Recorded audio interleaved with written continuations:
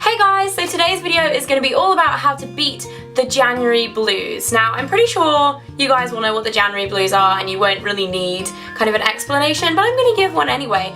Christmas is over, New Year's is over, all that kind of exciting fun stuff that happens at the end of the year is over, and then you hit January, everybody goes back to work, the weather is usually pretty miserable, you usually get like a credit card bill for all the Christmas presents you bought. I feel like every year has that kind of January feeling. I'm going to share with you some of my tips on how to beat the January blues and just feel fresh and excited for the new year rather than sad that Christmas is over. So number one is to get a new diary or planner or agenda, whatever you want to call these little babies. If you don't already have a diary set up for 2013, I know most people will by now because it's like the second week of January, but make plans. I always find making a note or planning when you're going to do fun stuff in the year kind of makes you more excited about it happening. I've already written down any kind of like fun stuff that I have planned for this year just because I know it makes me even more excited for it. And I really think that planning and organising your life as well can really help in the new year. Say if you have a spring clean of your wardrobe or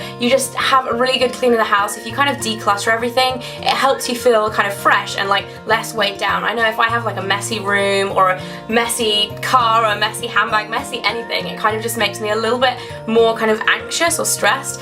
And if you can kind of plan and lay everything out nicely in your life, in your diary, in your house, everywhere, it kind of just makes you feel a lot more fresh and kind of like you're ready to tackle the new year. My second tip for beating the January blues is to get crafty. And I know a lot of people do kind of DIY craft projects in the run up to Christmas, and if you are one of those people that really likes doing that, then carry it on into the new year. Again, you can link this into kind of organising and decluttering your house by kind of DIY storage or making a new pin board, or if you haven't written your thank you cards for Christmas yet, you could make your own thank you cards. It's a good way to kind of be productive and also create something new and fun and pick up a new hobby. Which takes me on to my next point, which is starting a new project, and I think this really helps in the new year to have something fresh and new to kind of think about, whether you're saving for a trip that you want to go on, whether you're starting a new hobby, whether it's a new charity project, anything like that. Something fresh and new and fun that is different than your life in the previous year just kind of helps to add a little bit more excitement and fun and will help you beat the January blues. My next point is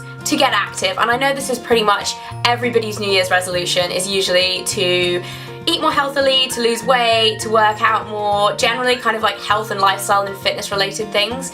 And I always think a lot of people undertake too much of responsibility with a New Year's resolution. I saw a news report the other day saying that by the first week of January, like 50% of people have dropped their New Year's resolutions anyway. So I always think it's good to incorporate kind of fun, like not too challenging fitness things. If you decide to take on a fitness regime where you're going to work out 5 times a week and you have never worked out before, you're probably going to quit it like within a few weeks because it's really hard. Whereas if you try and incorporate small things into your already existing regime, then that will work much better. Working out can help with how you feel in general as well, so with your sleep patterns and your energy levels and things like that. It also helps to kind of clear your mind if you are being active, say even just going out for a walk or whatever. So I find getting active is a great way to kind of beat that kind of January downer as well. And then the final tip that I have is to change your eating patterns in a fun way. I've kind of called this section cook clean, although that sounds a little like gimmicky, but it really does kind of help you feel better and feel better about yourself as well. So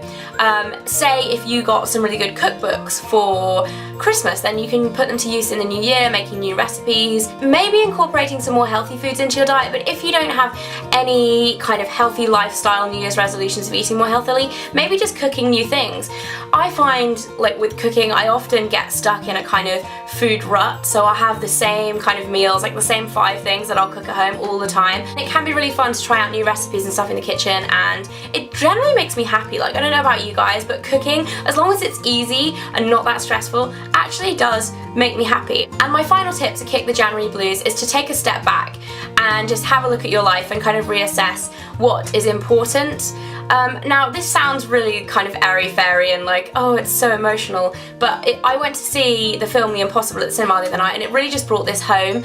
If you guys haven't seen that film, it's basically about a family of survivors from the Thailand tsunami in 2004, and watching that film really just brought it home that you should just appreciate everything that you have at the time, because you never know when life could come and just flip 180 and your life can change forever, and you realise how much time you spend stressing about the small things that don't really matter in the grand scheme of things. So without getting too deep, that is my solution for beating the January blues. Now, I did notice when I was kind of looking around on the internet to see if anyone else had done a video like this, my friend Nikki is actually doing a really cool series. I think it's called How to Be Happy January. She's starting a new theme like every month, and January's month is How to Be Happy, and she's done quite a lot of things on like exercise and fitness and organisation, and yeah, I would definitely recommend going and checking it out, because when I wrote this list down, I then went and watched her video, and there was quite a lot of crossover, but she's definitely doing something really cool and really different to what everyone else is doing on YouTube at the moment, and I thought it was cool, so go Nikki. I will link to her channel right after I stop talking, so you guys should go and check her out. And yes, that is pretty much it for today. I will see you in the next video, guys. Bye!